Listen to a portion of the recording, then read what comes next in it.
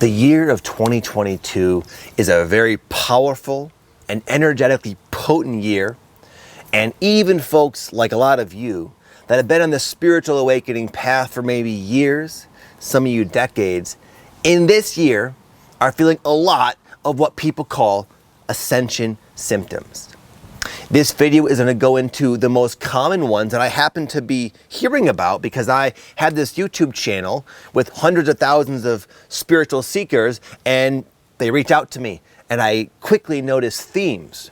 So this video is going to be sharing with you like some of the things you might be going through. It can sometimes be nice to hear that, oh my goodness, I'm not going crazy, or oh my goodness, I'm not alone in this. This is actually a normal and positive thing. But most importantly, this video, my goal is to help maybe redefine your view on these ascension symptoms. For years, I thought they were caused by the full moons, or the new moons, or the equinoxes, or when there are solar flares, or all these different external sources causing this sort of like inevitable physical, emotional, and spiritual reaction that, you know, eventually, once that full moon passes, then I'll be good and they'll go away. I now see them as something coming from within myself. I see it as spirit, you know, our soul, pushing us, compelling us to live a better life, to live a more authentic life, to treat ourselves better, to treat other people better, and to really actually step into our truth and actually have it reflected in the way we think, the way we behave, etc. So I now see these ascension symptoms, which I'll get into in just a moment, as clues as to how we could be living a better life, a more optimized life, a more loving life. I'll break down these symptoms into three categories, starting with the physical. It'll be a physical, emotional, and spiritual. But some of the physical symptoms you might be experiencing, the most common one, honestly, is just fatigue, feeling like you don't have a pop in your step, like almost like you're getting older, that kind of thing. And this can also be combined with feeling wound up, sped up, like almost like high strung. And this unfortunately leads to poor quality sleep or difficulty sleeping, which just perpetuates this high-strung, high-stress, drained way of going through life. This is probably the most common way this will manifest. And in my opinion, what it's reflecting is a couple of things. Number one, the really out of alignment and unideal way that normal, everyday people conduct their life. In a very cerebral, goal-oriented, go, go, go, scarcity way of going through life. Fighting and clawing to get that next promotion so we feel better about ourselves, so we feel safe financially. That type of too much coffee, you know, that type of wired way of going through life, it's unnecessary. There's this planetary awakening is coming in to say, listen, you don't have to struggle so much. You don't have to go through life from that fearful reptilian mind of yours just to get to the end and look back and realize you missed it all. You missed those sacred moments when your kids are playing in front of you as you're sitting there on the computer working. You miss the moments with your friends when you could be having a good time, but you're just thinking about the next thing you gotta do. And we are being invited, essentially, to step more into the flow of the universe where we can let go, we can trust, we can work, but from inspiration, from joy, from creative downloads, not stress and anguish. So these ascension symptoms, they're just highlighting this unnecessary and high-strung way of going through life. So you might feel the fatigue, you might have insomnia, you might feel old, you might feel achy. All these things are a blessing saying, listen, you could afford to, you are safe to chill out, to let go, and allow yourself to live life more fully, more freely. emotionally. And I don't have to tell you this, you might feel more emotional. You might not only feel more emotional, but your emotional state can shift drastically with very little provocation. You can be flying high, feeling at one with the universe. It's all good, it's all happening. You can let go and you can trust, and then one little thing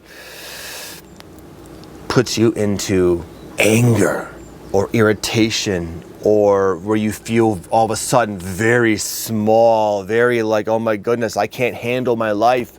These dreams I was so excited about 5 minutes ago all of a sudden seem impossible because I don't have that kind of thing.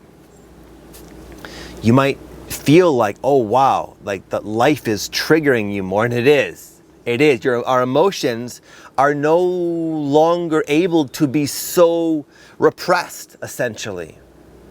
This powerful, high frequency energy, it's causing them all to be shaken loose, and they bubble up with very little provocation from your external environment. But I used to look at this as, oh my goodness, I feel so unbalanced. I feel, very up and down. When will it end? Well, I guess when the full moon passes. No. When I start looking at what's coming up.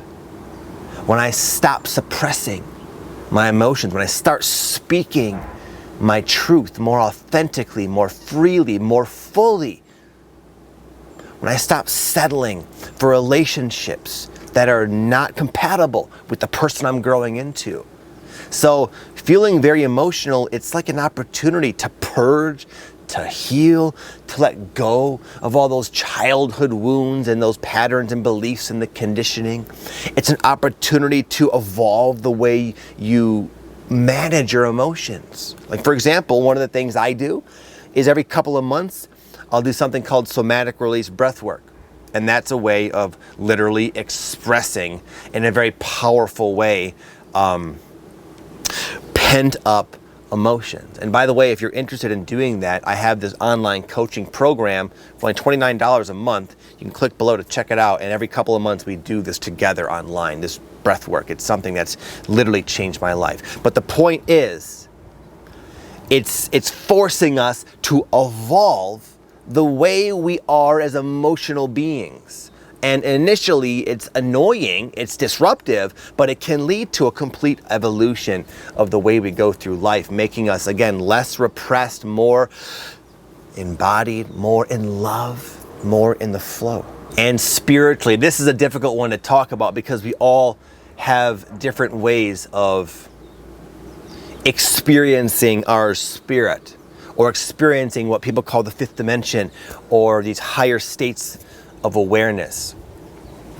So part of the spiritual break, I would say the most common one, honestly, is more synchronicity. More of the actual experience of your state of consciousness, your state of being reflected in external reality. And synchronicity can just be from ironic events, ironic things that people are saying and doing and what's happening around you. It just tends to be more of an obvious and immediate mirror for what's going on inside. For some of you, you see the sacred numbers, the 1111s and 123s and 555s, all these different repeating numbers as a way of reflecting when you're in the flow generally. Some of you might experience what people call negative synchronicity. This is where you see like 666 or scary repeating omens, spiders. I see scorpions sometimes in my dreams and in my life, and that's kind of like, not a bad omen, but it's almost like reflecting some of my darkness in a way, all of which is helpful. But the point is with this, in my opinion, this is my own speculation, this is just something that's happening. This is not like necessarily something we need to deal with or whatever. It's just something that happens as we elevate our consciousness. We have different ways of understanding ourselves and the world, and it comes through synchronicity. It comes through some of these spiritual, extraordinary senses, which are really just natural functions of an evolving consciousness. So some of you might see auras, some of you might hear voices of guidance, and all sorts of different things. A lot of your dreams are going to start to reflect your evolving consciousness. But again, this is, in my opinion, not something to address, rather something to just accept as part of our life now. It's how things are going to be, I think, for a lot of us, and even more so going forward. But if you've got nothing out of this video, the main theme here was to take responsibility for everything. Not to play the victim and say, oh, I'm feeling this way because of this. And some of you are saying, Victor, you don't know what the hell you're talking about. Who are you to put forth any of this? This all sounds like a lot of anecdotal, random, your own personal thoughts on life. And I agree, they are. But I'll tell you this. I played the victim for about a decade.